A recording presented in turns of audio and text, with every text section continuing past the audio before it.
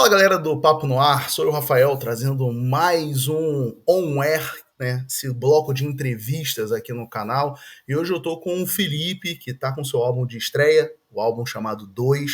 Felipe, uma boa tarde, bom dia, boa noite.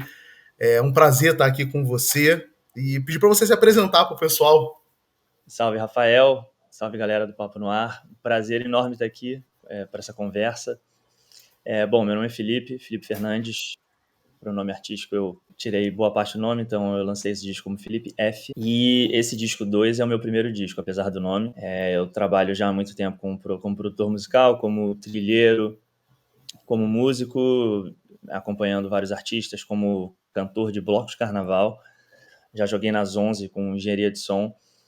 Já joguei nas 11 na música até me considerar que eu estava no momento de gravar meu próprio disco. E esse é o resultado desse trabalho de alguns anos para cá. Canções que eu fui compondo ao longo do tempo, mais ou menos a partir de 2018, 2019, e decidi juntar no álbum, e que lancei semana passada. Estou muito feliz com o resultado.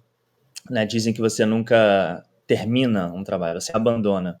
Mas esse disco, quando eu escuto, eu sinto que ele ficou como eu queria. É raro, né? Essa sensação de... A gente às vezes escuta alguma coisa que fez, ou vê e fala, mudaria absolutamente tudo, mudaria aqui. Esse disco, eu sinto que eu cheguei no resultado, assim, de um primeiro trabalho, apesar das músicas ter músicas que foram escritas com 3 ou 4 anos de diferença. Eu gosto da coesão que essas canções têm, e eu sinto que é um bom representativo de um período da minha vida e de um primeiro trabalho. Felipe, antes de entrar no álbum em si, né, eu só queria te fazer uma pergunta, porque às vezes eu converso muito com um amigo do site, né, do Plot Twist, e a gente fica conversando muito sobre ser músico hoje no Brasil, né? E Sim. você produziu, você gravou, você toca. Como é que é ser músico hoje em dia? Como você enxerga ser músico hoje em dia, onde você pode fazer tudo? Não que no passado você não pudesse fazer isso, mas era mais difícil. Mas como é que é hoje você ter uma plataforma como o Spotify? Você não precisa de um disco físico e tudo mais.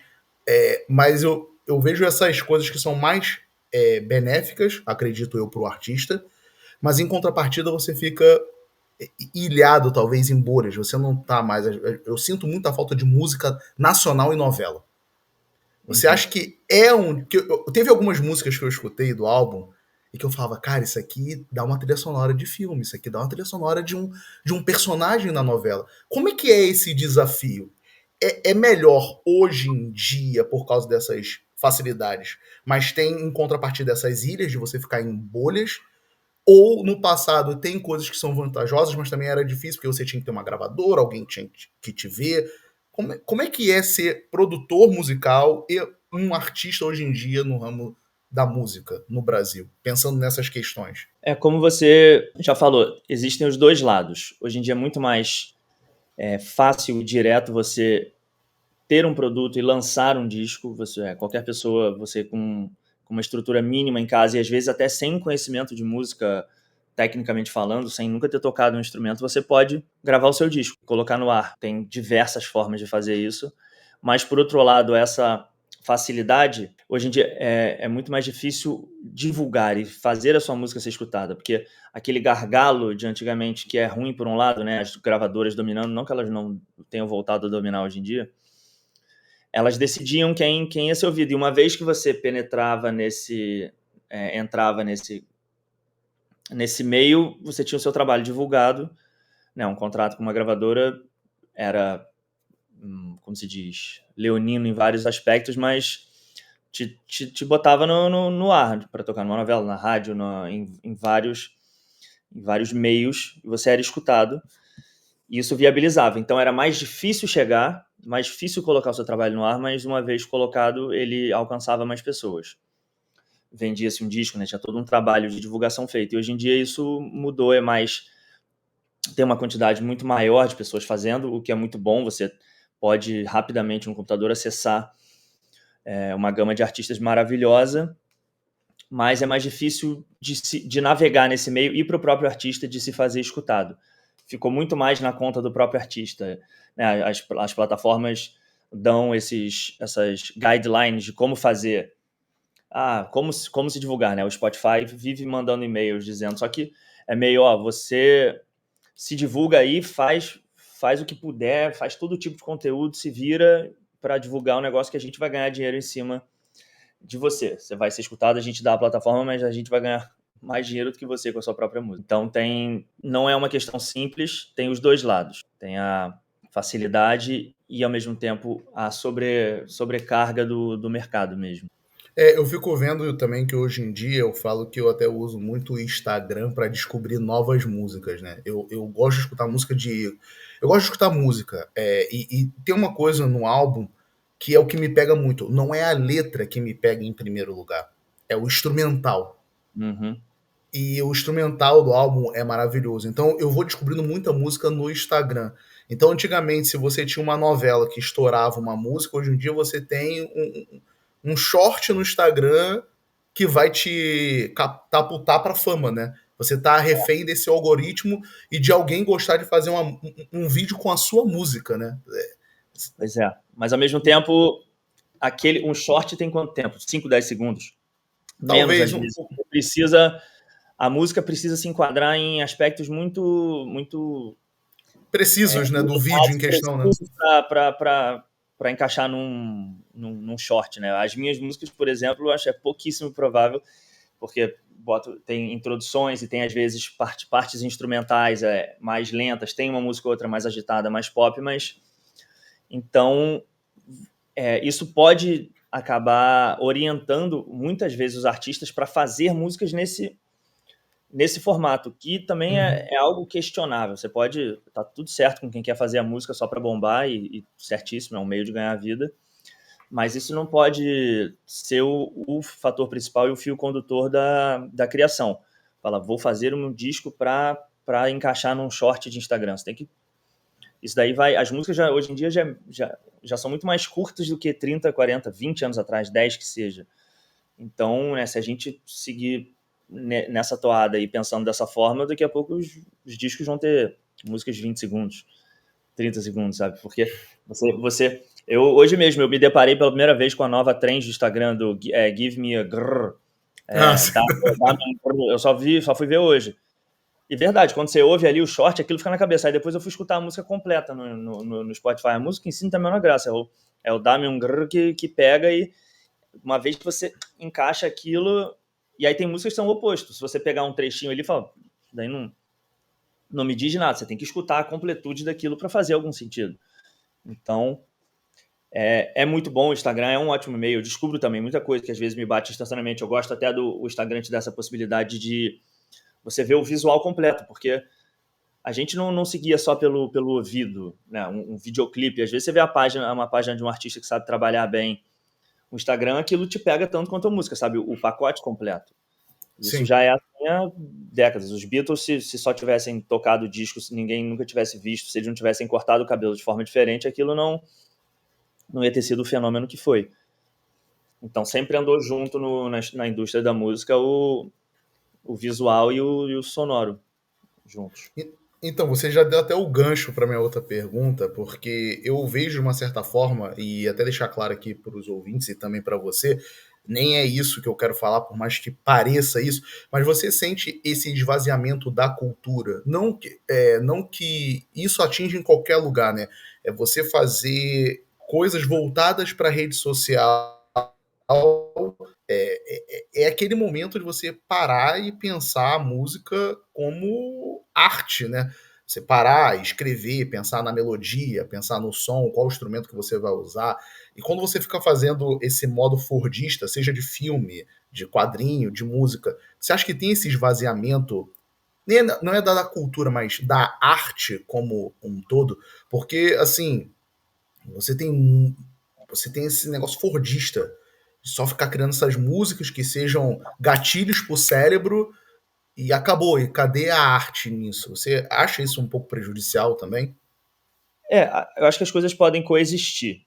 Como sempre houve, né, enfim, desde o século XX, há uma indústria musical que tem como único objetivo capturar a atenção do ouvinte.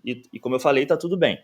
O que não pode acontecer é isso virar a única forma de expressão. O único jeito de você conseguir divulgar seu trabalho agir dessa forma. Tem que existir um mercado para alguém, para uma música mais alternativa ou uma música pop sem uma inclinação tão imediatista.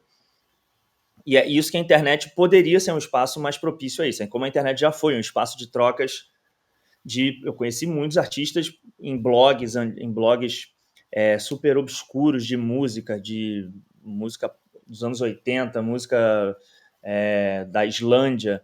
E hoje em dia isso ficou mais difícil.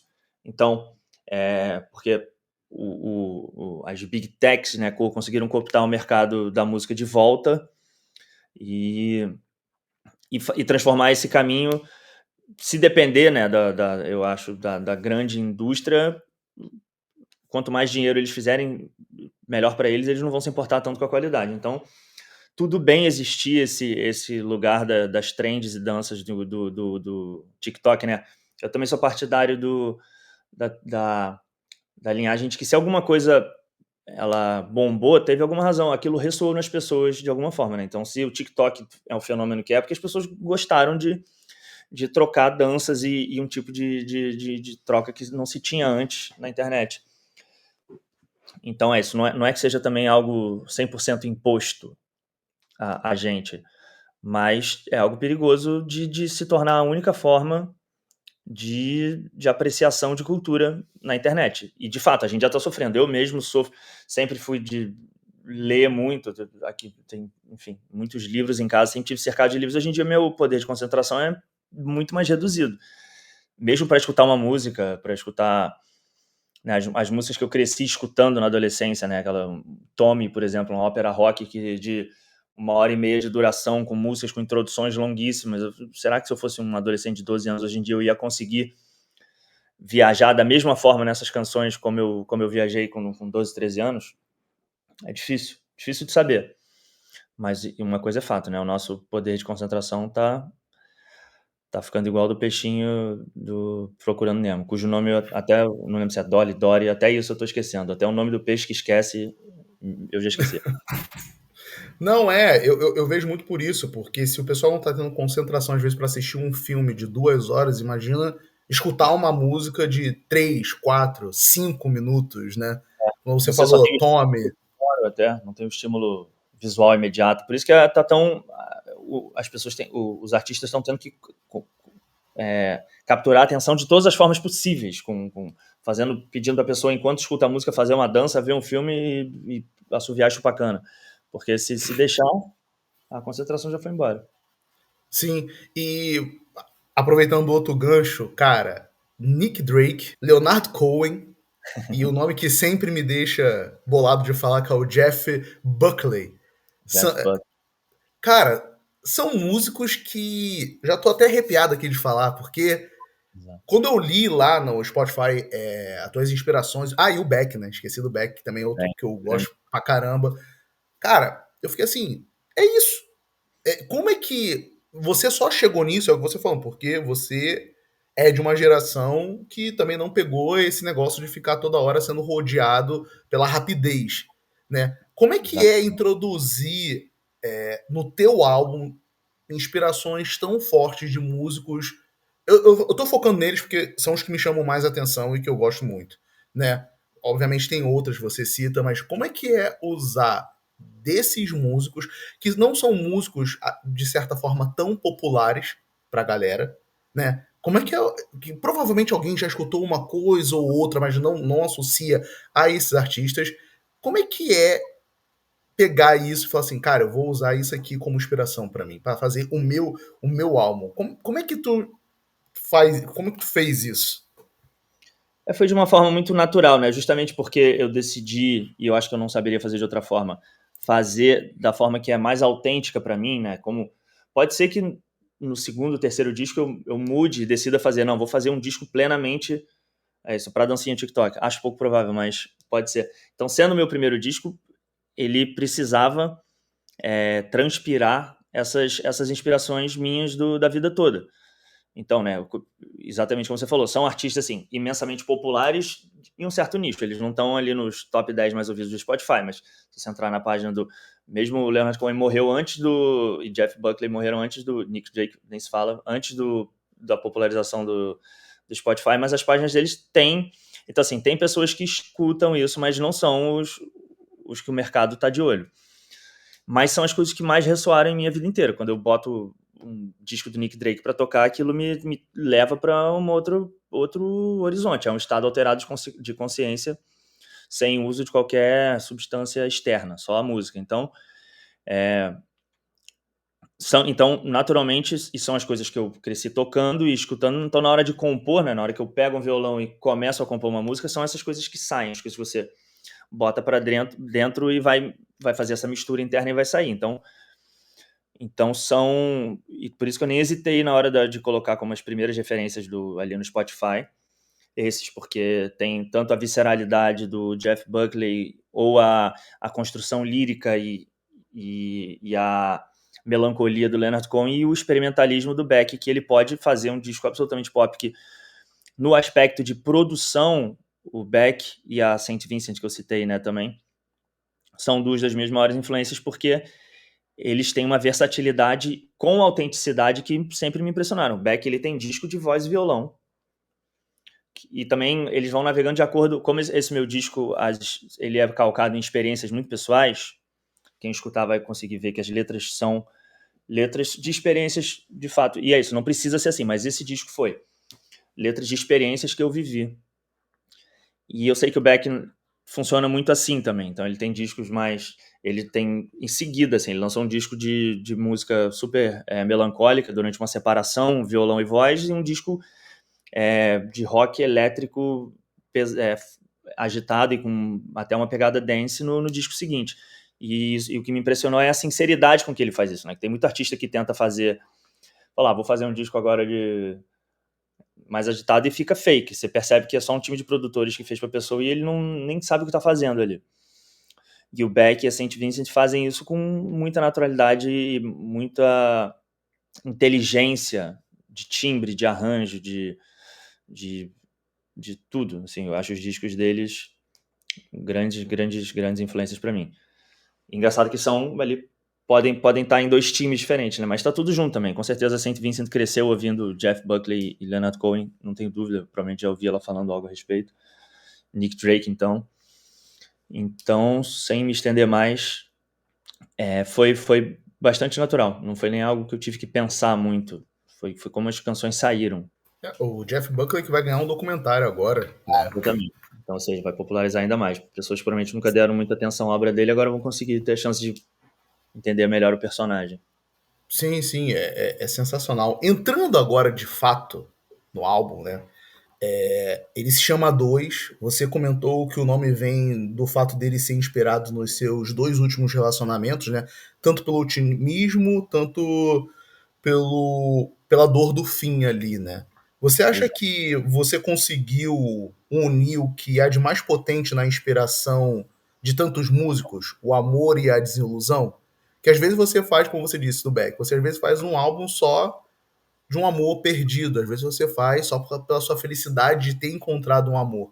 No teu Uhum. primeiro álbum, tu junta as duas coisas, as duas inspirações que um músico pode ter, né? Como é que é juntar o combo, né? Fazer só sobre um ou sobre o outro, mas fazer sobre os dois. Pois é, porque foram sensações como...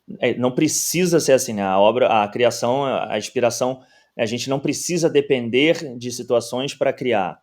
Isso também um ponto comum entre pessoas que, quando você vai ler sobre relatos seja de escritores ou artistas, compositores que compõem, que tem uma obra vasta, eles não esperam uma inspiração, uma situação bater, né? Até eu assino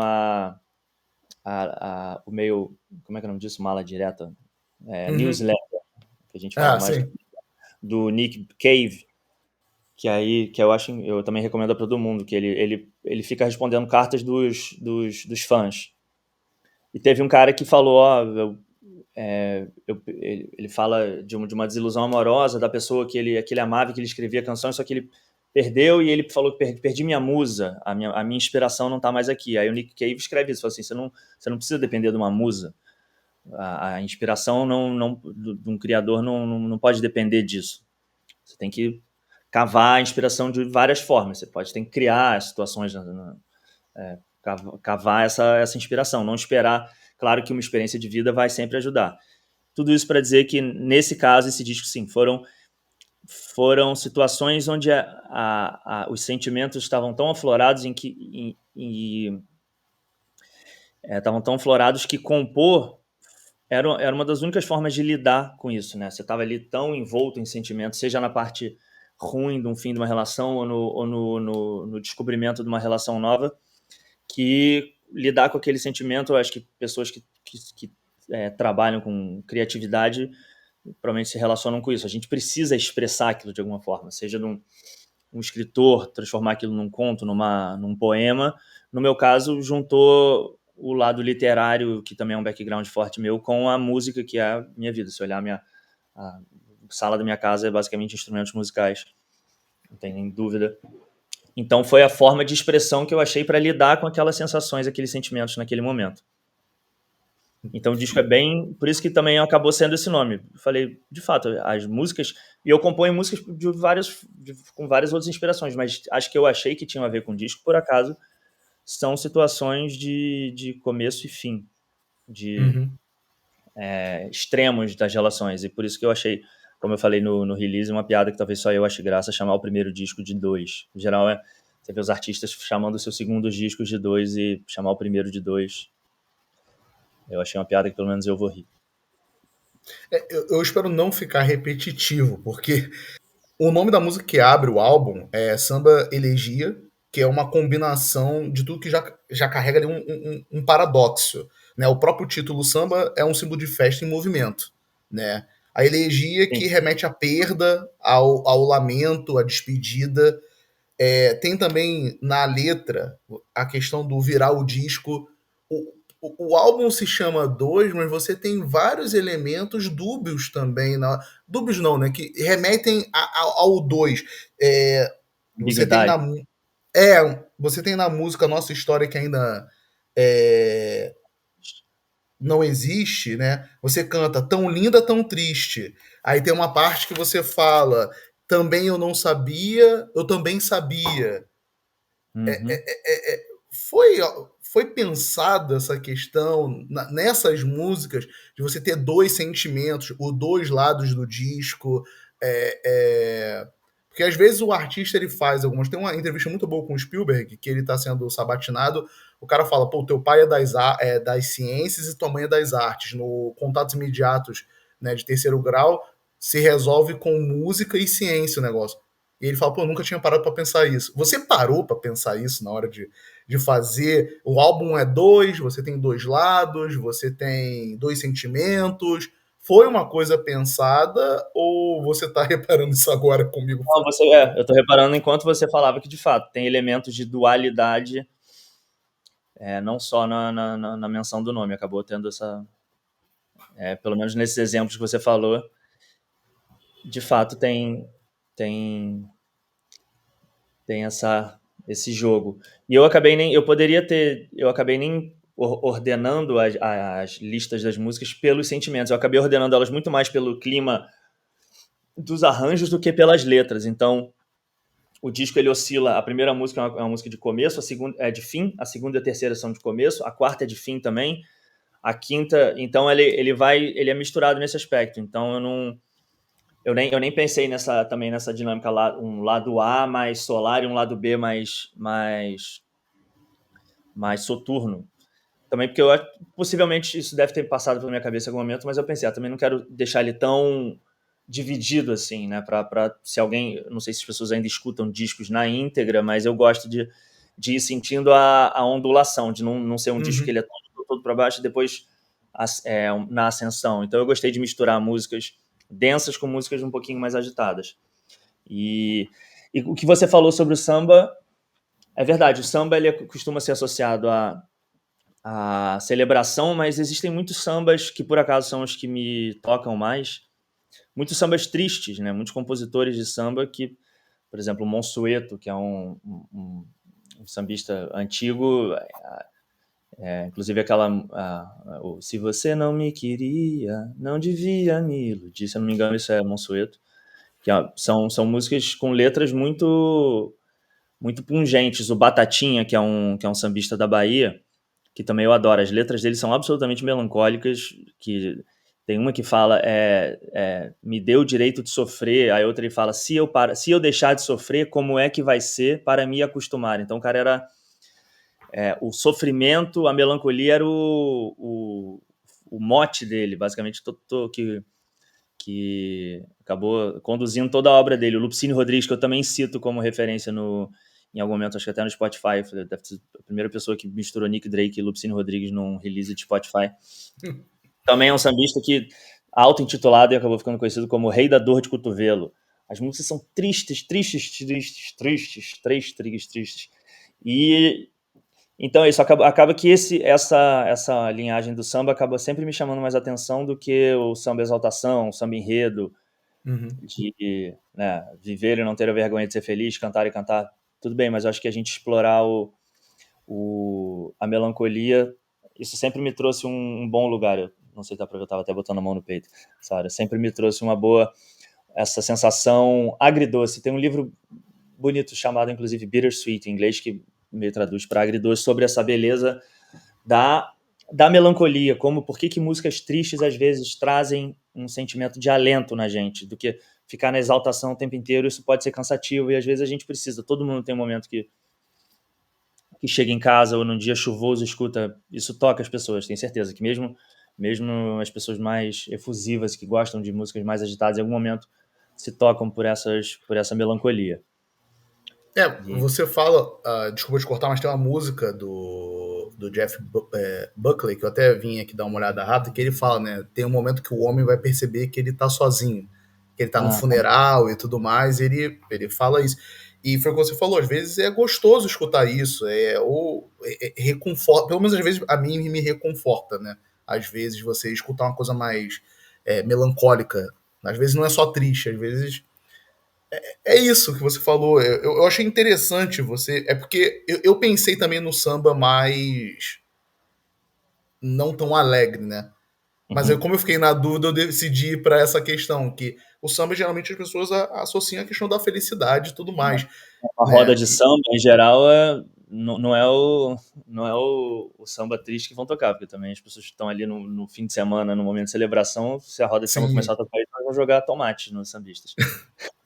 Não deveriam, né? Porque Pode também. ser o show. Mas O jogar que seja orgânico, por favor. sim. Mas assim, eu a cada momento, foi o que eu falei, a terceira música do álbum foi a que me pegou mais, cara. E o que eu gostei, quando escuto música, eu gosto muito de filme, eu imagino cenas. E uma das coisas que me deixa mais triste na atualidade é não tem clipe, não tem mais videoclipe. Quando você Uhum. está criando, você imagina também, tu gostaria que tivesse um clipe, tu gostaria que tivesse as coisas que tinham no passado, não pelo nostalgismo do passado, porque você vê pela Coreia, o pessoal com K-pop vende muita música com clipe, tem dança, é performático e tudo mais. Sim. Tu gostaria que algumas das tuas músicas tivessem clipe e quais seriam elas desse álbum que tu falasse, não, esse eu queria um clipe preto e branco, esse aqui eu queria um clipe mais assim. Tem isso? Sim, tem. Eu tô já, inclusive, em pré-produção de clipe. E eu acho importante. É uma coisa que eu quero fazer, tenho vontade de fazer e já tô trabalhando para isso.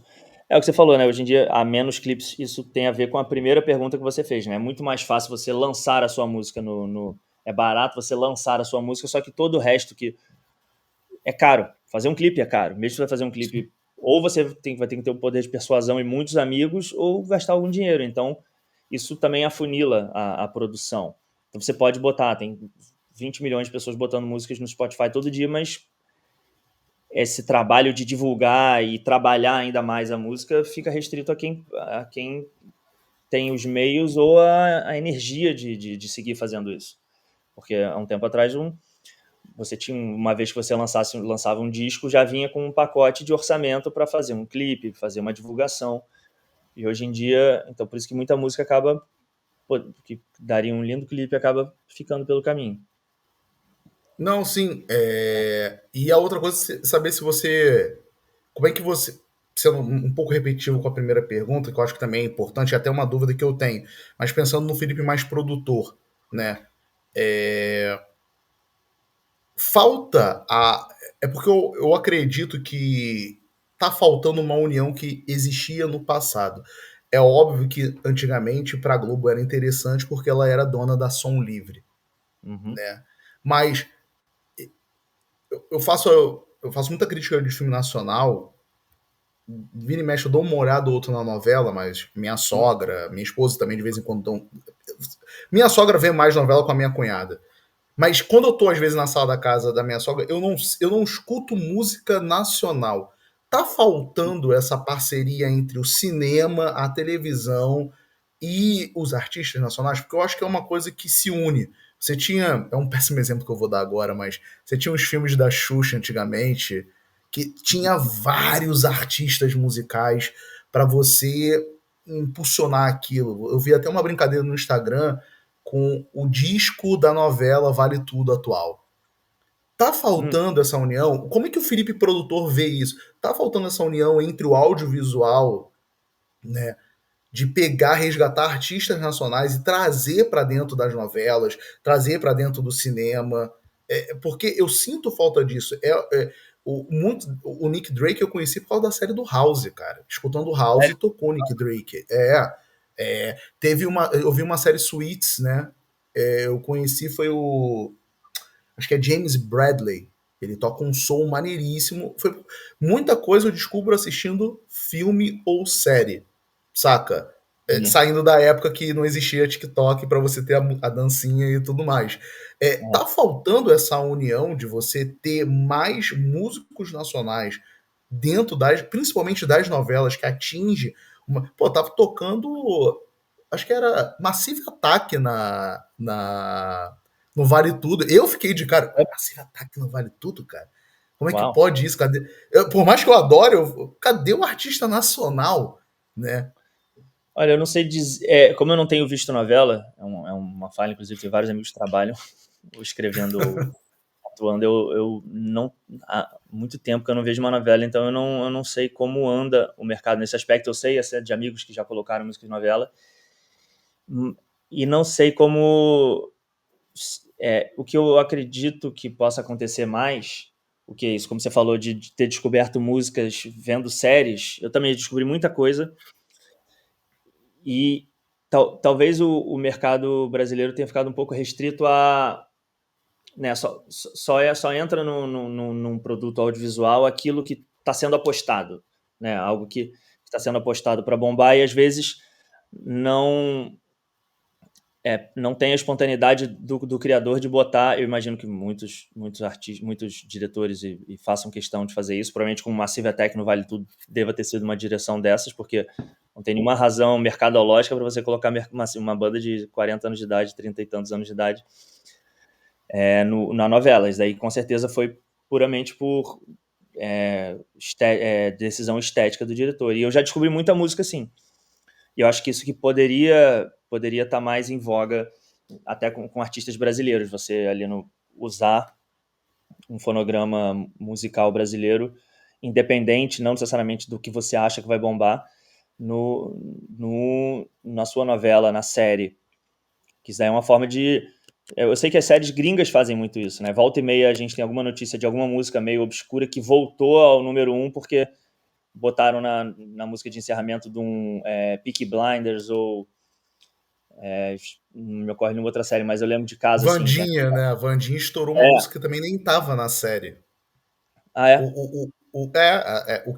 Tinha uma música numa determinada cena, só que o que estourou no TikTok foi uma música que colocaram pro TikTok. Muita gente que ia ver a série Sim. achava que essa Sim. música tava. O próprio James Gunn, cara, eu fui ver o Superman agora, ele botou uma banda que ninguém conhecia e hypou a música. Ele trouxe várias músicas no Guardiões da Galáxia. Eu sinto muita falta disso, é porque eu vejo isso como eu observo em outros países que existe uma preocupação que tudo ande junto. Eu consumia mais, tipo um anime. Pô, eu via muito Cavaleiros Zodíacos quando era moleque. Pô, você tem um álbum instrumental só do Cavaleiros Zodíacos e Ó, vende lá no Japão, né? Então você tem essa preocupação, olha, a gente vai fazer esse anime, ele vai ter música, ele vai ter o boneco, ele vai ter a bala, ele vai ter a roupa, você vai lançar acho que qual foi? Foi uma outra coisa que eu também vi que seria para público infantil, né? Mas adulto consome. Tokusatsu também, né? Jaspion, né? Power Ranger. uhum. Tem um CD de música. E eu sinto falta disso aqui no Brasil, porque você tinha isso no passado, mas como eu disse, a Som Livre era um braço da Globo. Hoje Ah, em então dia foi não é isso mais. quando você falou do que fizeram a comparação da trilha da Vale Tudo original com essa. Entendi o que você quiser. Era muito mais trabalhada essa trilha. Provavelmente Não, nem não só tem trabalhada, você vendia a trilha sonora da novela, você tinha a trilha sonora nacional e internacional. Hoje em dia você não tem mais isso. CDs em casa, né? Trilha internacional e nacional, e era parte significativa do faturamento, né? Verdade, hoje em dia, Sim, a gente entrar no Spotify não deve ter nenhuma trilha oficial. Deve ter algum fã que vai lá e botou trilha do Vale Tudo, canções usadas. Isso é sim. algo que, com certeza, seria uma excelente oportunidade para as pessoas que trabalham no marketing para os produtos audiovisuais de trabalhar. Você não vai ter até poderiam fazer um vinil, né? Aí, claro, isso aí é tudo vai ser edição de colecionador, mas edições limitadas de vinis da novela, da trilha da novela. Você pode com um libreto ali que vá também fazer aquele produto físico, não só a música atraente. Há diversas formas, é verdade. Isso daí foi algo que se perdeu pelo caminho. E eu aproveito essa pergunta para te perguntar: é caro, eu sei, mas tu tem alguma pretensão de lançar um CD? Ou até o vinil, eu acredito que seja uma coisa mais difícil, porque está um mercado muito nichado e tudo mais. Mas talvez seria a melhor saída do que o CD, mas que tem mais colecionadores. Você pensa, geralmente quando eu vou em muita pré-estreia de filme nacional, eu falo que a única tristeza é que eu sei que eu não vou ter esse DVD em casa. Eu tenho essa estante aqui de livros, o segundo andar aqui é só DVD. E E tem muito filme nacional. Hoje, meu filho, de novo, estava vendo. Foi um filme nacional que a gente adorou, o Chico Bento e a Goiabeira Maravilhosa, né? E eu falo, cara, eu não vou ter o DVD disso. Eu não vou ter. Eu não, o teu álbum, cara, eu já pensei. Eu queria muito comprar o teu álbum, saca? Eu tenho uma coleção pequena de CD ali. Eu sinto falta disso, porque no dia que o Spotify, eu não sei como é que funciona os trâmites, quiser tirar, ou você se irritar do Spotify que quiser tirar, se perdeu.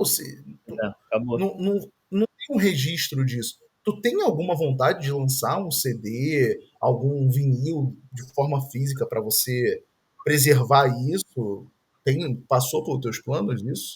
Tenho sim, inclusive eu fiz todo o projeto gráfico do disco que eu vou começar a postar. Eu já postei a tracklist, eu vou seguir postando as páginas com as letras. Eu fiz um projeto completo de álbum com uma super designer que eu admiro, Viviane Cohen, aqui do Rio, já pensando em prensar um vinil. Assim, toda o pensamento e o direcionamento estético foi de ter esse vinil na mão, né? De ter algum Uhum. dia o encarte, tem um folheto, já tem todo um projeto pronto para isso, mas aqui essa questão orçamentária. Primeiro eu fui lançar e, e as coisas foram andando. Como é o primeiro disco, as coisas vão andando simultaneamente. Então, agora esse é o primeiro que eu queria lançar, ver como seria a recepção, se aquilo justificaria para mim, para os outros, se haveria algum interesse. E isso está se mostrando que sim, que há esse interesse tanto dos outros. E como você falou, não sei se é uma questão geracional, se é a gente que veio de uma geração onde se importa com o meio físico, né, a mídia física, mas eu acho que pelo menos algumas pessoas vão, como você já falou, já demonstrou interesse, já vou te mandar o link de pré-compra, então, vou te mandar um.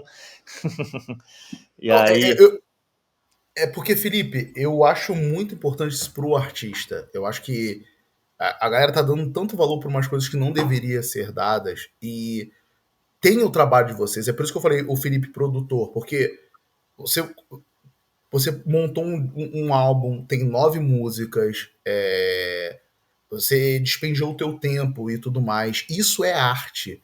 E a galera tá usando música, tipo, não, eu tô sendo romântico aqui agora, sabe? Mas assim, A gente ser é um romântico, momento. Não é porque porque nós você foi. Sim, é porque foi o que você falou. Tipo, a pandemia eu peguei aqui o The Dark Side of the Moon e todo dia eu escutava. Todo dia eu tava escutando. E foi o que você falou, de você ficar pensando e tudo mais. Eu peguei, eu gosto muito de escutar música no carro. Não que eu não escute aqui, eu ligo aqui às vezes o computador e fico escutando música. Cara, eu juro, o teu, o teu álbum vai aparecer na minha retrospectiva com certeza. Porque eu já que escutei muitas vezes nesses dias, desde que eu conversei com a Ligia e tudo mais, e eu tô escutando, eu tô escutando, eu tô escutando, e eu fico em exaustão ali. É muito gostoso de escutar, cara, o teu álbum. É muito gostoso. E teu físico, pô, seria sensacional, cara. exatamente. É isso. É você encontrar com o artista. Já vou até aproveitar quando teremos show pra gente poder ir no Rio de Janeiro, né? Aham. É muito isso, sabe? Eu acho que o teu trabalho tá de parabéns, cara. Eu quero muito que ele seja reconhecido. Obrigado, obrigado mesmo, né? Eu fico muito feliz e é isso também, eu acho que também é outra coisa que está meio perdido hoje em dia, que é o escutar um disco várias vezes, porque cada vez que você escuta um disco, não, o artista pensa em várias camadas ali e cada vez que a gente escuta um disco, você aprende alguma coisa, você escuta algo que você não escutava, né? Os bons discos, né? Eu, por exemplo, sou um grande fã de Radiohead. A primeira vez que eu escuto cada disco novo do Radiohead, ele não me diz muita coisa. Aí você escuta uma segunda, escuta uma terceira, e depois você vai descobrindo as camadas daquele disco à medida que você vai escutando. E hoje em dia é tanta coisa sendo colocada no mundo o tempo inteiro que a gente não para mais para. É difícil, tem que fazer um esforço duplo, triplo para parar e, e conseguir ouvir várias vezes um disco para aquilo bater em você, né? Dessa forma de você descobrir as camadas, né? Toda vez que eu escuto Beatles, eu descubro alguma coisa diferente, seja na linha de baixo do Paul McCartney ou, sabe, tem alguma riqueza ali que se apresenta. E se a gente só passa batido pelas coisas, né, de que adianta? E, pô, fico extremamente feliz que você tenha gostado, Não, real, real. eu gostei muito, né? À toa que eu fiz ontem um short não, eu fiz um stories Aham. pro Instagram, eu coloquei a parte da música que eu gostei da tua música, né? Eu falei, ó, amanhã tem uma entrevista. Mas, assim, é isso. Eu acho que. É porque eu vejo hoje em dia o mercado muito também preguiçoso num certo ponto. Aí é uma visão muito de leigo. É muito mais fácil apostar numa subcelebridade que tem uma visualização. Eu tenho ela aqui na minha cabeça, mas não vou citar nomes, que a intenção não é essa, do que, do que apostar num artista que tá ali. Porque eu entendo que você tem que criar imagem, assim, eu entendo, eu não sei se é assim que funciona, que você tem que criar uma imagem e tudo mais. Então é muito mais fácil pegar uma subcelebridade que saiu de algum local ali e diz que ela é cantora, mas ela não é cantora, porque tu não vê nada, Sim, do que apostar numa pessoa que tá fazendo isso não só por paixão, mas porque entende do que tá fazendo. Saca? totalmente. É muito mais fácil você pegar ainda mais essa praga de hoje em dia que é direcionar as pessoas pelo número de seguidores, né? Às vezes tem um ator, uma atriz super talentosa, só que perde Também. um papel porque. Ah, quantos seguidores tem? Ah, tem 5 mil. Só que tem um ator que é muito pior, só que tem 50 mil. Aí, seja no cinema, na TV, às vezes vão por esse caminho porque pensam: ah, se esse cara tem 50 mil seguidores, ele deve ter alguma coisa aí que a gente não entende, mas alguém entende. Isso serve em todos os Sim. meios. É um número, é um cálculo meio burro. Às vezes pode fazer sentido, mas você não devia limitar. Como você falou, né? Uma subcelebridade que saiu de um reality show C já sai com 150 mil seguidores. Isso daí vai abrir uma série de portas para aquela pessoa que não necessariamente tem o talento para tal. Sim. Para a gente se caminhar para o final, eu queria te fazer mais uma pergunta, né? E também saber sobre o show e tudo mais. O porquê 9 músicas, né? Se tem um porquê disso. Se tem previsão para shows no Rio de Janeiro. E aquela coisa ansiosa, acho que de todo mundo que pergunta para qualquer pessoa que cria ou dá luz a alguma coisa, né? Já tem pretensões para um próximo disco, né? Como é que tá os teus planos? Né? Eu sei, vamos pensar primeiro no 2 e depois a gente pensa no segundo álbum e tudo mais, mas como é que tá os teus planejamentos? E se tem alguma novidade que você pode contar pra gente? Está na próxima novela da Globo, na É, abertura, alguma quem coisa sabe. assim? Isso ainda, senão eu teria dado feliz essa novidade.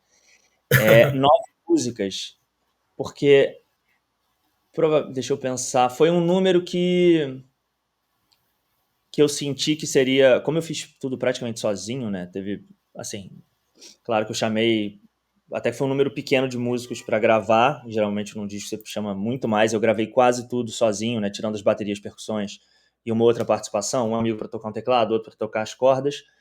Eu gravei todos os instrumentos. E eu sou bastante obsessivo e perfeccionista, então eu pensei, 9 músicas é um número que eu vou conseguir dar conta, e isso não vai se transformar num disco que não termina, não vai se transformar no Chinese Democracy do Guns N' Roses, que não termina nunca. E porque e muita gente cai nessa armadilha e fica ali 10 anos fazendo um disco e não lança nunca. Eu falei, eu não quero cair. Eu já demorei muito para começar a fazer o meu primeiro disco, assim, eu já queria ter feito isso anos atrás. Então eu senti que 9 era um número fazível, sabe? Quando eu delineei ali os arranjos, eu falei, eu acho que eu consigo dar conta disso nesse espaço de tempo que eu determinei para fazer meu disco. Então, e também achei que ia ser algo que não ia, na verdade, ficou até quando eu fui contar, né, os minutos de quanto dura o disco, eu vi que ele dura 28 minutos e meio. Isso dá uma sensação estranha. Eu falei, caramba, eu gastei tanto tempo fazendo esse trabalho. Eu achava que ele ia ter uns 45, quando eu vi 28, parece pouco, né, assim, tudo, mas foi só uma constatação engraçada. Eu falei, uau, ele passou rápido, só que né, não, o valor da coisa não está ali no tempo corrido, é na profundidade daquilo. Então foi principalmente por isso. Tinha outras composições, mas eu senti que para um primeiro disco ia ser uma boa apresentação e um escopo de trabalho que eu ia dar conta, fazendo sozinho. E sobre shows, sim, vai ter show, é fundamental. Eu amo palco, eu passei a vida como guigueiro e tocando nessas bandas que eu já tive, assim, eu amo palco. E quando eu decidi fazer o disco, eu fui parando com esses trabalhos. Tinha época que eu fazia 4, 5 shows por semana, dos trabalhos mais diversos, era cansativo, mas eu amava. Mas eu senti que para fazer o disco eu precisava diminuir consideravelmente esse ritmo de shows, para poder fazer depois de um tempo o show meu. Então é fundamental para mim botar esse disco na estrada e fazer show, porque no fim das contas é o que eu mais gosto. Eu amo palco, amo estrada, amo aquele voo das 6 da manhã, depois de ter tocado 1 da manhã meio virado, amo o café da manhã no meio da estrada, no frango assado na madrugada. Todos os perrengues que envolvem turnê, eu tô morrendo de saudade, então eu quero botar esse disco logo. E aí eu já tô vendo de fazer show Rio-São Paulo, bastante provavelmente começo de setembro, então nas próximas semanas eu já tô falando com os lugares, então eu vou ter essas datas o mais cedo possível para poder já começar a venda e criar e poder ensaiar o show, né? Porque uma vez tendo a data, eu começo já estou trabalhando, né? Mas já aí junto à banda, já defino como vai ser. Então, sim, haverá shows, principalmente Rio e São Paulo. Estou vendo Brasília também, e aí daí em diante, uma vez esse show montado, quem quiser contratar, vai ser um prazer tocar em qualquer lugar que seja. Eu estava pensando aqui, de capitais do Brasil, pelo menos. Nunca toquei em Cuiabá, nunca toquei em Belém, Manaus, mas tirando isso, toquei em todas e tocaria nas que eu nunca toquei, seria um prazer, e voltar a tocar nas outras cidades, capitais ou não, é um prazer levar a música, né? Já dizia aquela música do Milton Nascimento, o artista tem que ir onde o povo está. Então levar show, ainda mais num momento de que quase todas as relações são né, a tecnologia vai se desenvolvendo de um jeito que e os caras que determinam o que a gente vai fazer, né, esses barões da Big Tech, se depender deles, a gente vai ficar na frente da tela do computador eternamente, interagindo assim, né, que era aquele metaverso que o Mark Zuckerberg fez, aquele delírio. Mas a gente precisa de interação humana, então fazer show e apresentar um trabalho ao vivo é uma coisa que eles vão ter muito trabalho em conseguir tirar da gente. E é isso não é insubstituível. Não tem inteligência artificial que, pelo menos no futuro próximo, vá tirar o prazer da experiência de estar num show vendo alguém tocar e de fazer um show, dessa troca humana. Nós somos bichos sociais, a gente precisa dessa troca. Então isso se mostra uma coisa ainda mais urgente, né? Fazer show, ver shows, ir numa exposição, ir numa performance. Então eu tô louco para voltar a fazer parte disso. Né? Mas é isso, Felipe. Agora sim, finalizando, mais uma vez, muito obrigado. Pedir só para você deixar aqui as tuas redes sociais, falar pro pessoal que você tá no YouTube, já tô seguindo lá, já dei meu like. Fala onde que você tá, onde você pode encontrar o álbum 2, né? Seu álbum de estreia, por favor. Tá bom, primeiramente, obrigado, Rafael, obrigado pelo papo, obrigado pelas perguntas, adorei. Nem vi, agora que eu vi que a gente está 58 minutos conversando, passou rapidinho, foi um prazer enorme. E o melhor jeito onde você pode me encontrar, onde vocês podem me encontrar, no meu Instagram, que é, né, @FFFelipeFernandes, é um monte de F, mas FF e depois Felipe Fernandes. E no Spotify, bota lá Felipe F. Ponto, esse ponto vai fazer toda a diferença na hora de buscar. Felipe F. Ponto, e em todos os serviços de streaming, mas lá pelo meu Instagram tem o link para todos os serviços de streaming, e para YouTube Music, Amazon Music, Tidal, Spotify. Então lá você pode encontrar tudo. E ficar também no Instagram, ficar a par das novidades de show, onde lá eu vou postar um encarte com as letras das músicas, vou escrever um textinho sobre cada música, né? Também colocando esse lado literário no papel, escrever um pouco sobre cada canção. E é isso, FF Felipe Fernandes ou Felipe F nos streamings. Pessoal, é isso. Esse foi mais um On Air, um bloco de entrevistas que tem aqui no Papo no Ar. Agradecer mais uma vez ao Felipe. E é isso. Fica de olho nas redes sociais do Felipe para você acompanhar, conhecer novas músicas. É o que eu sempre falo, gente. Arte é para se estranhar. Rafael, eu só escuto música clássica. Vem cá, escuta o álbum do Felipe. Vem conhecer. Eu só escuto funk, eu só escuto, sei lá, eu não escuto música. Se estranhe. Arte é isso. É você pegar, escutar e aproveitar. Então, é isso, pessoal. Até o próximo vídeo. Um beijo, um abraço e tchau, tchau. Tchau, tchau.